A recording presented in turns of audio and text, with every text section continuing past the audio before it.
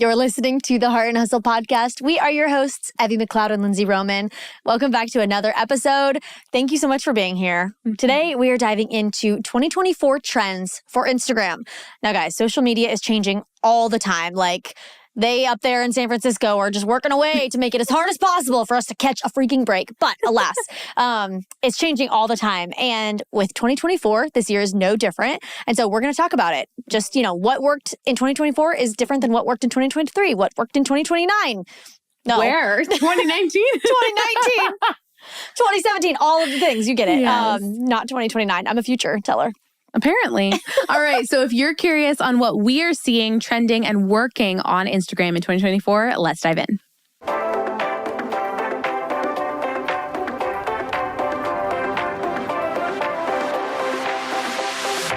Hey, I'm Lindsay Roman. And I'm Evie McLeod, and we are family and legacy-focused serial entrepreneurs and the founders of The Heart University, a business education company with a mission to help you thrive in your business and life. Welcome to our Entrepreneur Cocktail Hour, where business and marketing strategies meet faith, real talk, and raw and life-changing conversations. At the end of the day, we are all in this together, figuring out how to navigate the ups and downs, the messy and the beautiful, and everything in between.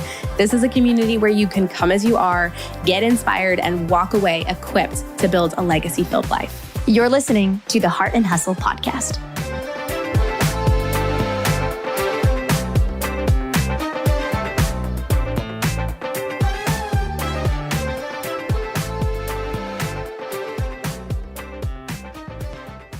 All right, let's talk ins and outs of Instagram, mostly just what we're seeing working, but I'm so excited. I love it. I love watching trends like rise and fall, and just especially as new parts of apps get developed. So I think it's just a good, like a tune-up, you know, like a check-in 100%. of like, hey, where is Instagram in the year of 2024? Absolutely. Like when people are listening to this, what's happening? Yep. And obviously we're recording this a little bit in the future. I mean, well, technically in the past. That's what I mean. It will air a bit more in the future. So some of this could change, but at the current time of recording, this is all spot on in my humble opinion. All right. So we're going to go through 7 trends or kind of things that are working in 2024 that, wow, I cannot talk, in 2024 that we've seen just be very different than in years past. Yep.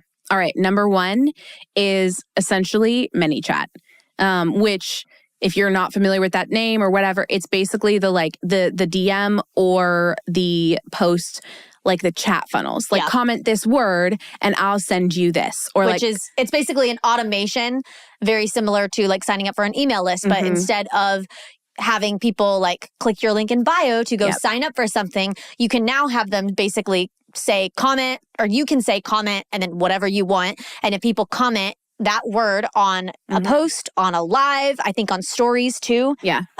Then basically you can set up a funnel for you to DM them a series or a sequence of whatever you want. You can also just do one. If you're like, hey, DM me this word and I'll send you this link to this product. Affiliate links, people are using it for so many different ways, but that is absolutely one of the top trends in 2024 that we're seeing. Yeah. Well, and I think it's because the conversion rate is so much higher. It makes the user experience for a person that's wanting something from you so much easier, because now instead of having to navigate to your profile, navigate to your bio link, like you don't have to go through all the freaking buttons that you have as options on your bio link. You don't have to leave the app. You don't have to do a single thing. You don't have to go to another site. You don't have to do anything. You literally, one word, boom, it's in your inbox. And it seems so much more personal. 100%. Because it's like you're doing the work for me, except lols, you're not doing the work. The automation's doing the work. But typically you've set it up in such a way. Right. And like you can include videos and photos to like go through. So like I did like a funnel and a sequence with my coaching giveaway, and I did like a personal filmed video being like, thank you so much for entering the giveaway. Yeah. For I think for the Heart Conference last year. Which is so amazing. It's such a great way to be personal and to connect with people, to really serve them, to really get the things in their hands that they're wanting, that they're needing. It's just amazing. I think also in 2024 specifically, just ManyChat I've been seeing used so much to get people for like off the app. In the sense of like, it's easier than ever before to get people from social media into your ecosystem, whether that's your email list, whether to serve them with a podcast episode. Like it's never been more easy. And I mean, that's a really great way of watching automations like be used to benefit business owners the most. 100%. We're loving it. Number 2 in what we're seeing working on Instagram right now is long form content. Yeah. Which is very interesting because I feel like for the longest time, it has been shorter, snappy, faster. Your 7 reels, seconds. Yeah, your reels need to be like 7 seconds or under and like, all this stuff. And I think with the rise of like the 10-minute like length video on TikTok and just how much we've been bombarded with the short form content for such an extended period of time, I really think that our culture is starting to long for more and more like connection and quality and not wanting to go in the like the scroll of it's like next. They're willing to invest and watch a video if it interests them longer. And if it's quality. Yeah. If it's good content, if it's entertaining, if it's, I don't know, that people are just, I think, willing to stick around longer. And I actually think we're getting more and more tired. Not that it's like totally out at the time of this recording, but I think we're a little more tired of the shorter form content and it doesn't hold our attention the way that it used to. I agree. All right. Number 3, I've seen a lot of unedited camera roll carousels. 100%. Now, carousels are obviously like hot and like people use them in different ways, especially because if you go past a carousel, the next the algorithm will bring it back, but it has like the second photo in the lineup. So it looks like a new post that you've never seen, but it's actually the same person's post. You just didn't like it. Yeah, you didn't like it. And so now you're going to like it again. Also, just quick note with that. When I post carousels, I'm very strategic of what my first and second photos are because of that. Yep. So what I've seen though specifically, I mean, and this is maybe to a point of a larger conversation about unedited and just more like less filters. Hashtag authentic. Hashtag, yes. all of this is I've seen carousels specifically, even for people that are in industries where visual curation is maybe more important. I've seen a trend where you do a carousel of just like unedited camera rolls photo or unedited photos from your camera roll. Like a week recap or like a trip recap or things that are just very like unfiltered, uncurated, raw. And I've seen obviously if you're not in a visually heavy industry, then you can probably, in my opinion, do whatever you want for the front photo, like the one that will be on your feed. However, if you are in a visually heavy industry, like a photographer or a graphic designer, a web designer, things that maybe lend itself a little bit more to curation for your feed, something that I've seen a lot of people do is still put that first photo as a curated photo, but then after, like, break almost the fourth wall and like becoming curated and just 100%. Like very authentic and real. 100%. All right. Number 3 of what we're seeing working on Instagram. You mean 4? Yep. Number 4. Number 4, can't count. Number 4 is less filters and more like unfiltered, more raw, more realistic. Yeah. I think a lot of us are really tired of seeing everything heavily edited, heavily filtered, heavily retouched. And we're just longing for this, like, what would it be like to be on FaceTime with my best friend? Yeah. Or, something similar to that. I think there's this element too that is almost contradictory of within that. I also think when it comes to Reels specifically, not saying that like everyone has to have like a DSLR camera or something super quality to film, but I do think quality is really mattering on Reels. But not on photos as much? Yeah. And stories. Photographers aside. I think filters are out across the board. Not that you can't still use them and not that like an occasional, like a natural-ish filter is like people absolutely hate it. But I think... But like the heavily filtery. The extreme like colors or the extreme like, retouching. People are just like, it's That's not almost appealing. A conversation to editing and filters and presets and everything as a whole. But within Instagram, like... Yes, specifically within Instagram, it's definitely being like, it going more towards unfiltered. Yeah. In all aspects. So I think that's a kind of across the board, including, like, I don't know, the photos, like you're saying, the uncurated, unedited, unfiltered, the dumps, or like photo dumps. But I think within Reels, what's interesting with this is I would say like filters, recording Reels with filters, I think is not working as well as it used to. I think Reels with filters aren't as drawn to them. They don't want to watch them as much subconsciously.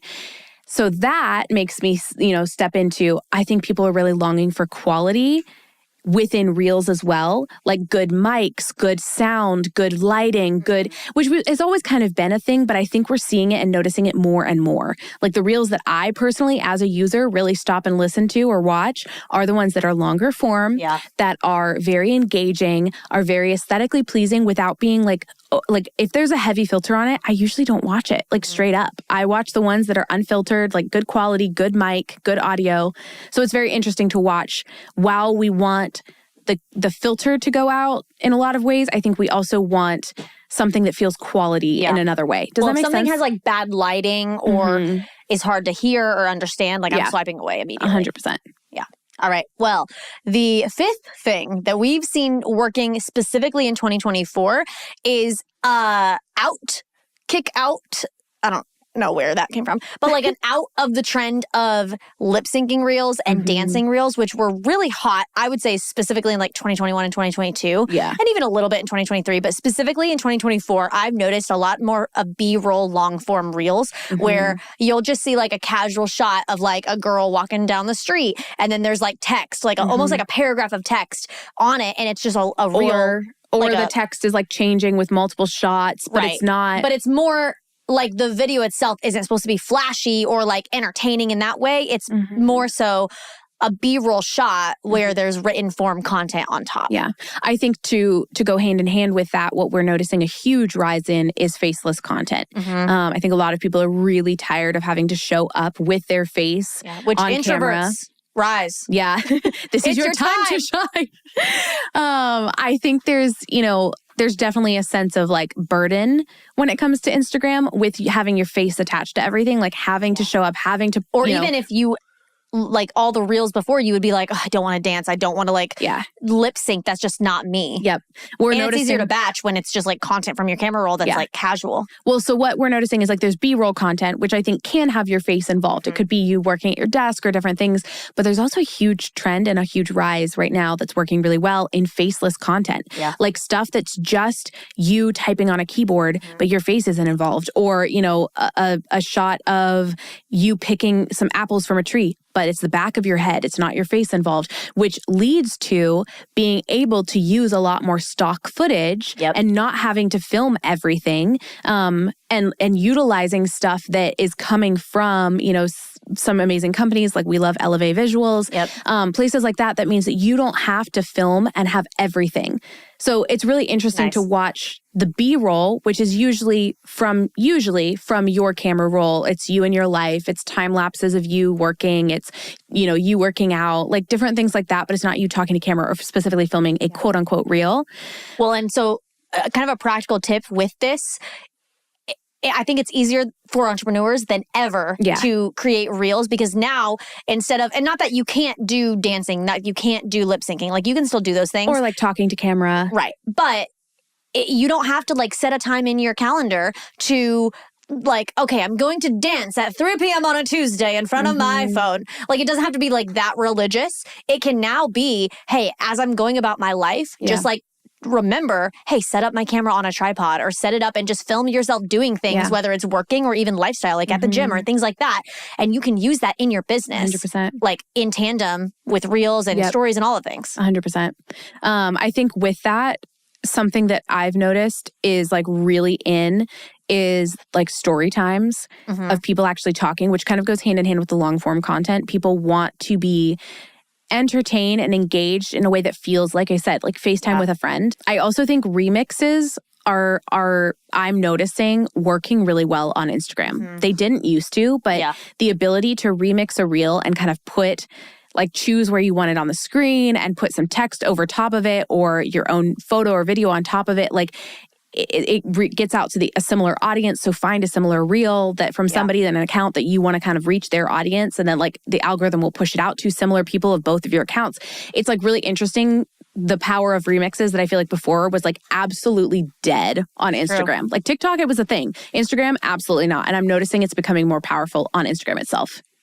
All right. The sixth thing that we see working in 2024 on Instagram is extremely niche content. Now, if you've been around the Heart and Hustle podcast for a minute, you know that this is not a new concept. This is not a new flashy 2024 thing. It has been around since the dawn of time. But it's still flipping working. It's still flipping working. We've seen more than ever, especially this year, accounts that are very, very, very niche in topic, just exploding and doing very well. Extremely. Yeah. I mean, literally, in the irony of talking about faceless content, I just recently in the last month started following, at the time of this recording, an account called Faceless Method.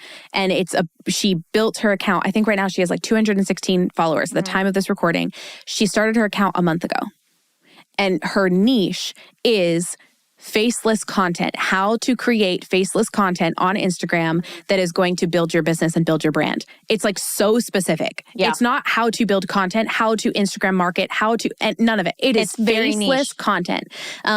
So that's just an example to give you like, hey, I'm watching that explode over a month. Yeah. Well, that's also something that I think a lot of people are desperate for. We're like, how can I make this easier? Mm-hmm. How can I, show up and market my business more easily? So it's a very like, poppy, but very niche, like get very specific on what you're talking about, how you're serving people, and we promise it will help with growth. 100%. So if you have a small business, I want you to ask yourself, what do I do and who do I serve and how can I make that even more specific? Yep. If you are one of those like little girly pops or boy pops, whatever. Manny pops? Yeah. What'd you say? Manny pops? Manny pops?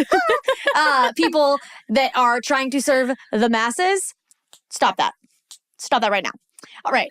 Number 7 is going to be in 2024 is more spontaneous and less curated content. Kind of like those photo dumps or those recaps that just is in the moment and is less extremely rigid. I think people are really tired of like perfect and we just really long for, #authentic. No, I'm just kidding. But seriously, I think there is this desire to just kind of see the behind the scenes curtain feeling, which I know has been like obviously on stories since the dawn of stories. Right. But I think we're noticing it a lot more in the feeds. People really want that spontaneous, like in the moment posting, not as much strategy behind it, which obviously there's still that whole element of like quality over quantity. Right. Don't post your dog drinking their water if you're a photographer and that doesn't make any sense for you. There's absolutely no, but I've even noticed it myself on mine, posting like our girls' vision board night. That was just, I shot it on my Fujifilm X100V. It was already edited in camera and I just synced it over to my phone and threw it up and people loved it and it performed extremely well. I literally this morning, there was a patch of harsh light on my wall and I like storied just me being funny. And I was going to take a photo and then I took a few photos and I was like, this is funnier if I pretend to pose or whatever. And then I threw it up on my stories. And then immediately I was like, that's funny. That should go on a reel so people can share it. So then I did that and now it's like blowing up right now. Yeah, exactly. So it's like, I didn't think about that strategically. Yeah. But I think it's easier to do spontaneous content if you know exactly what your niche is and who you're serving. Exactly. If you don't know those things, then spontaneous content is going to feel all over the place and be really hard. I think the last thing, this wasn't on our list, but I just kind of want to leave you this little bonus point. What is in my opinion, for Instagram in 2024 is you finding a way to take enjoyment from it and to continue to serve your people. And I think that has always been the case, but I feel like that's like more important than ever in 2024. If you are dreading it, if you are over like analyzing it, if you are over strategizing it, like your people will feel it, they will notice. And even though some things may work really well, there's also this element of like, just show up. Show up as you and serve your people as you and post what you want to post in that moment while maybe keeping all the strategies in mind. Just have fun with it. And I guarantee that's going to get you further than like absolutely agonizing over it every second. Stop overthinking. Do you. Serve your people. 100%. And live your life. All right, that's all we got for you today on Instagram. Just remember, friends, we have a back catalog of so many episodes on Instagram strategy and help with Instagram and all sorts of stuff. So if you ever need more help and more specific on like, okay, I would love to, get my ducks in a row on this thing, feel free to go back and dive into the back catalog. But for today, this is what we're seeing for 2024 and go take these, implement them, and grow your business in 2024.